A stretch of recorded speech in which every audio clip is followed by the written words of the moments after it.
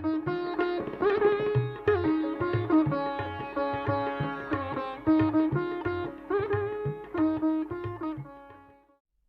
छात्रों, छंद विषयक सामान्य जानकारी हम आपको दे चुके हैं। हमने आपको बताया कि किस प्रकार छंद का विकास एक वेदांग के रूप में हुआ, लेकिन आगे चलकर लौकिक संस्कृत कविता में भी छंद अत्यंत लोकप्रिय हुआ, क्योंकि लेखन के जो दो रूप विकसित हुए, गद्य और पद्य, उनमें पद्य का निर्माण बिना छंद की सहायता के संभव नहीं था। इसलिए छंद शास्त्र का भारतवर्ष में बहुत ही वैज्ञानिक पद्धति से विकास हुआ। मैंने आपको उन सारे आचार्यों का संक्षेप में परिचय दिया, आचार्य पिंगल से लेकर के परवर्ती युग में आचार्य केदार भट्ट तक, जिन्होंने कि उत्तरोत्तर संस्कृत में छंद शास्त्र का विकास किया और नए नए छंदों का आविष्कार किया। हमने आपको ये भी बताया था कि जो छंद दो प्रकार के होते हैं, मात्रा और वर्ण के अनुसार व्यवस्थित होने के कारण उनमें जो वार्णिक छंद है वह एक अक्षर से 26 अक्षर तक लंबाई का होता है, लेकिन इनमें से सब कविता लिखने में बहुत ज़्यादा उपयोगी नहीं माने गए, और उनमें से जो सबसे उत्तम कोटि के छंद थे उन्हीं का हमारे महाकवियों ने अपने ग्रंथों में प्रयोग किया। तो अब हम जिस छंद का आपको परिचय देने जा रहे हैं वह उसी प्रकार का छंद है जिसका कि संस्कृत कविता में बहुत प्रचुर मात्रा में प्रयोग किया गया है, और उस छंद का नाम है अनुष्टुप। अनुष्टुप छंद एक वार्णिक छंद है जिसके प्रत्येक चरण में 8 अक्षर होते हैं। यद्यपि इसके पहले भी छंद हैं 7 अक्षर के, 6 अक्षर के, 5 के, 4 के, 3 के, 1 के, लेकिन उन छंदों में कोई विशेष काव्य रचना नहीं हुई है। पहला जो अंग्रेजी में कहेंगे स्टैंडर्ड स्टैंजा, स्टैंडर्ड पोइट्री, तो मानक छंद के रूप में सबसे पहले जिसकी प्रतिष्ठा हुई वह अनुष्टुप छंद ही है।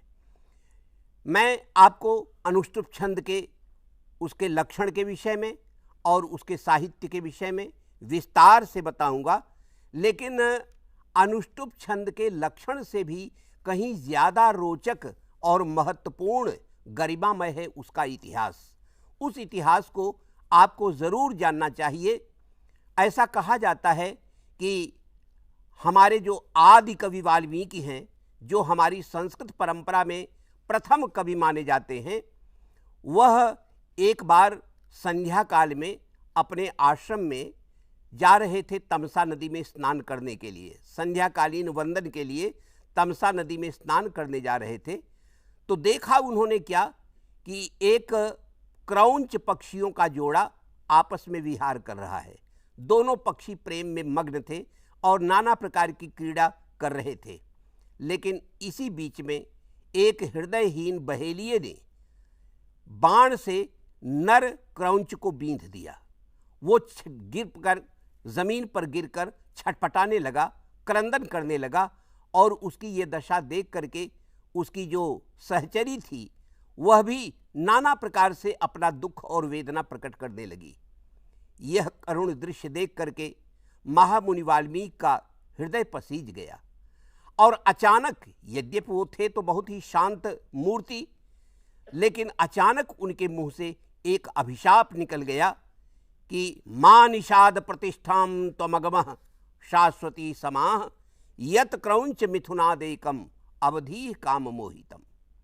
हे निषाद, अनंत काल तक तुझे समाज में प्रतिष्ठा न प्राप्त हो, प्रशंसा न प्राप्त हो, क्योंकि तुमने क्रौंच मिथुनात एकम, पारस्परिक प्रेम क्रीड़ा में आसक्त क्रौंच पक्षियों के जोड़े में से एक नर पक्षी को तूने बींध दिया।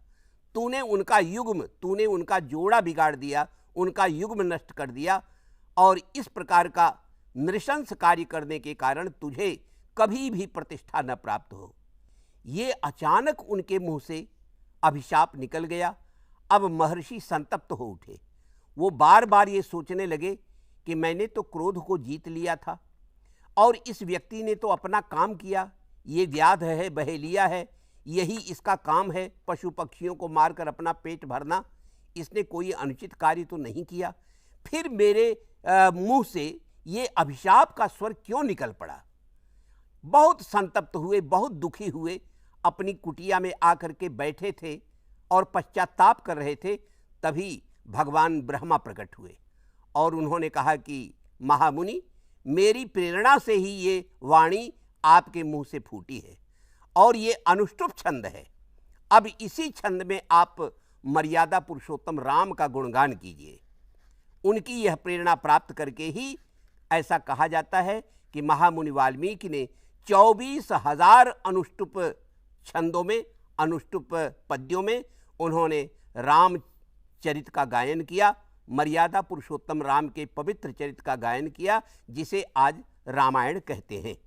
तो हमारी संस्कृत परंपरा में बच्चों ये महामुनि वाल्मीकि जो है आदि कवि हैं और अनुष्टुप छंद ये आदि छंद है, ये प्रथम छंद माना जाता है। और इसी रूप में परवर्ती युग में महर्षि वाल्मीकि को स्मरण भी किया गया है, क्योंकि 11वीं शताब्दी में जो आचार्य क्षेमेंद्र पैदा हुए तो उन्होंने ये वंदना करते हुए ये कहा कि स वह पुनात वाल्मीकि काव्यामृत महोदधि ओंकार इव वर्णानाम कवि नाम प्रथमो मुनि। जैसे ओंकार जो है सारे वर्णों में प्रथम होता है, उसी प्रकार महाकवियों में जो प्रथम कवि हैं ऐसे महर्षि वाल्मीकि की मैं वंदना करता हूँ। तो ये जो है उनका जो शोक था उनके हृदय का, उनकी जो पीड़ा थी, वही श्लोक बन करके फूट पड़ा। बच्चों, हमारे 9वीं शताब्दी में एक महान आचार्य हुए कश्मीर में, जिनका नाम था आचार्य आनंदवर्धन। उन्होंने भी यही बात कही कि काव्यस्यात्मा स एवार्थः तथा चादि कवेः पुरा क्रौंच द्वंद्व वियोगोत्थः शोकः श्लोकत्वमागतः। जो महामुनि वाल्मीकि के हृदय में सोया हुआ प्रसुप्त पड़ा जो शोक था, वह शोक ही श्लोक बन करके फूट पड़ा और इस प्रकार वेदना से ही कविता का प्रादुर्भाव हुआ। आपको मैं बताऊं कि हिंदी के एक महाकवि जो कि छायावाद युग के सरताज माने जाते हैं और उनका नाम है सुमित्रानंदन पंत जी। पंत जी ने भी एक जगह ये लिखा कि वियोगी होगा पहला कवि, आह से उपजा होगा गान, निकल कर आंखों से चुपचाप वही होगी कविता अनजान। तो पंत जी ने भी आदि कवि वाल्मीकि ही ओर संकेत किया है कि वेदना से ही कविता का स्वर फूटा। अब ये जो छंद है जिसका अनुष्टुप नाम है, इस अनुष्टुप का धीरे धीरे विकास हुआ और इसको कुछ और परवर्ती आचार्यों ने और भी नाम दिए। कहीं कहीं पर इसको पद्य भी कहा गया है, कहीं कहीं इसको श्लोक भी कहा गया है। और जब पद्य और श्लोक नामकरण इसका किया गया तो इसकी कुछ विशेषताओं को भी हमारे आचार्यों ने बताया।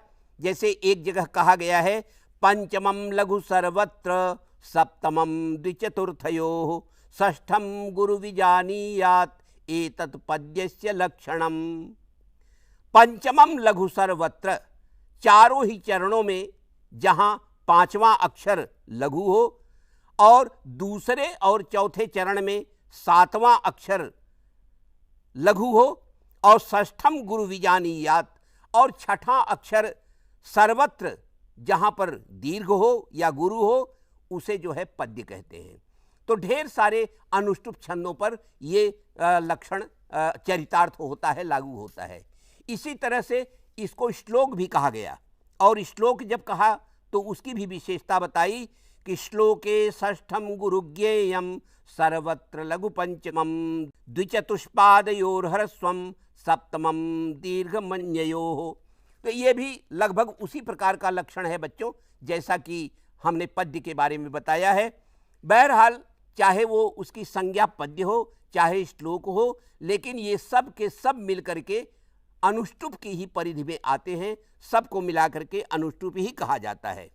तो अनुष्टुप छंद में कविता का प्रादुर्भाव संस्कृत में हुआ, ये मैं आपको बताना चाहता हूँ।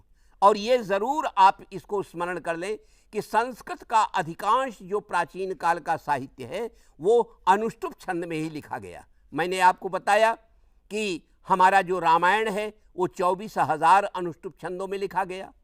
आगे चल कर के भगवान कृष्ण द्वैपायन व्यास ने अपना महाभारत, 18 पुराण और 18 उपपुराण, ये सब भी उन्होंने प्रायः इसी छंद में लिखा। ये सारा साहित्य इसी में लिखा गया। इसी प्रकार सारा का सारा जो है, जो हमारा टेक्निकल साहित्य है शास्त्रों का, वो सब अनुष्टुप छंद में ही लिखा गया है। लेकिन आगे चल कर के इस छंद का प्रयोग अत्यंत साहित्यिक स्तर पर भी हुआ और हमारे अनेक आचार्यों ने इस छंद में ही बहुत ही सुंदर, बहुत ही रमणीय प्रकृति का आकर्षण, प्रकृति का वर्णन और नीति और उपदेश के पद्य भी उसमें लिखे।